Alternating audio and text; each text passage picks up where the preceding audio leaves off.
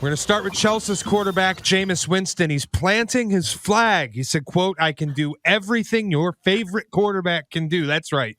Jameis Winston is your favorite quarterback's favorite quarterback. So fact or fiction, Jenks, Jameis Winston can win a Super Bowl. No. Fiction. He cannot. He can win the Super Bowl of seafood stealing or something like that, but he's not going to do anything. Jameis Winston is not a rookie who has upside potential. This is not a guy who's just out of college and his best years are ahead of him. He was the number 1 overall pick in 2013. That was a while back. We know who Jameis is now. Jameis is a guy who he'll throw a touchdown and he'll throw an interception. He'll throw a touchdown and an interception. And last year, as a starter, yeah, he had 14 touchdowns, 3 interceptions. Oh, that's a great ratio. Yeah, but he averaged 167 yards per game. I love Jameis just because he's just a weird guy. And yes, he belongs in the NFL. There's a place for him. But the idea that Jameis Winston, when you talk about the great quarterbacks in the NFL, the elite quarterbacks, when have you ever said, oh, yeah, Aaron Rodgers, definitely Tom Brady. Oh, you have to put Josh Allen up there. Clearly Jameis Winston. No, fiction.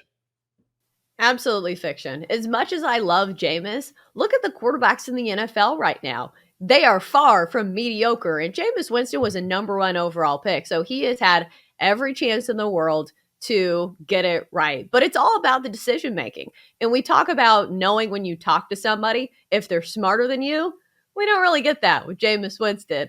And it's really been the decision making, both on and off the field. Off the field, you've seen the headlines. And then on the field, it is the decision to continue throwing the ball, even when there's not a play there, and it's resulted in interception. So no, you look at the teams that have won Super Bowl. Sometimes you can get away with a average quarterback if you have a great defense or great run game, but this isn't a Saints team that has that. They are good on defense, traditionally good on defense. Alvin Kamara, we're not sure what's going on with him. So no, I don't think Jameis Winston can win a Super Bowl because the decision making and also the group of quarterbacks that we have in the NFL this season, it's a renaissance for young, good quarterbacks. Yeah, I'm going to agree that this is fiction, Chelsea. I thought you brought up a decent point with the thing about you can win with an average quarterback, but then you go back and look like when the last time somebody won with an average quarterback was, I guess, the Eagles' miracle run. I guess the Ravens with Flacco. Maybe you make an argument for Stafford, who certainly had an average performance. Okay, but like, come on. He's not an average quarterback, but he didn't play well. We're not doing, I mean, yeah, but still, like having him as the signal caller in the backfield is like beyond any other opportunity there. Like, I can't go that route. But I mean, I was going to say Stafford if you wanted to really make an argument because he had an average performance, but I don't think he's an average quarterback. And Jameis Winston, really, Joe Flacco is about the level of where Jameis Winston would be. And I don't think these Saints are anywhere near where those Ravens were. So, no, I don't think he can win a Super Bowl either. I think Joe Flacco, by the way, at his peak was better than Jameis Winston. Honestly. Yeah, I think that's being generous comparing Jameis to Joe Flacco, right? I think so. Joe Flacco, remember that whole argument forever, is Joe Flacco elite? Is Joe Flacco elite? I understand that he was never just this unbelievable MVP guy, but this guy was MVP of a Super Bowl, and when he was at his peak, he was playing much better football than Jameis ever has. I just have to throw that in. He threw fewer interceptions. I don't think he never had a what I would consider to be a good quarterback season, but he threw fewer interceptions. So if that's a point of pride, I guess. Rob Gronkowski says that as of right now, he's, quote, not ready to commit to another season of football. So fact or fiction, Chelsea, for Brady to win another Super Bowl, he will need Gronk on the field. Fiction. Tom Brady's the greatest quarterback of all time. He doesn't need one player. Certainly Gronk will help, because we have seen the offense kind of turn the tide for the Bucs when Rob Gronkowski is on the field, especially in the red zone. He is Tom Brady's security blanket and an absolute beast because nobody can guard him. He is so huge and a huge mismatch for secondaries. But saying that Tom Brady cannot win a Super Bowl without Rob Gronkowski, no, that's absolute fiction. I'm going to say fact. Honestly, Tom Brady is... Yes, you're right. He is the greatest quarterback of all time, but he needs weapons. He needs guys around him he can throw to. That's why he went to Tampa, because of Godwin and Evans, and then bringing back Gronk. He brought back Gronk for a reason. And there are certain connections in the NFL when you play with someone for so long, you just know them. You don't have to work with them and develop a chemistry. And Tom Brady's security blanket is Rob Gronkowski. It has been his entire career. Remember in the Super Bowl, Gronk had 2 tutties. Remember that?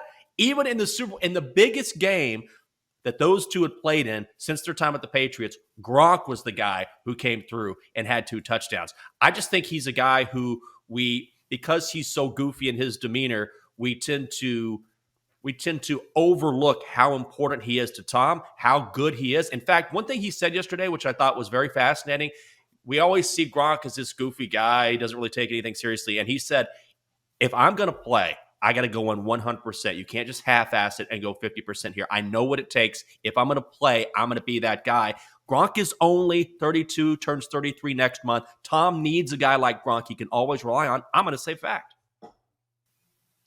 I'm going to say fiction. I know they didn't win the Super Bowl against the Eagles, but I'm going back to the AFC Championship when Brady was with New England and they played Jacksonville. Gronk at halftime was knocked out of the game with a concussion, and the Patriots were down 10. Brady made it happen with Edelman and Amendola. Super Bowl 51, down 25 points, obviously, against the Falcons. Brady drives that comeback with Julian Edelman, Danny Amendola, Chris Hogan, and Martellus Bennett. Gronk did not play in that game. Like, he's done it before without Gronk. I think he can continue to do it without Gronk. It's not even the same Rob Gronkowski. It's the ghost of what was the most dominant tight end who's ever played the game. Like, it's okay. I think he'll be fine without him. Brady makes weapons. He doesn't need them.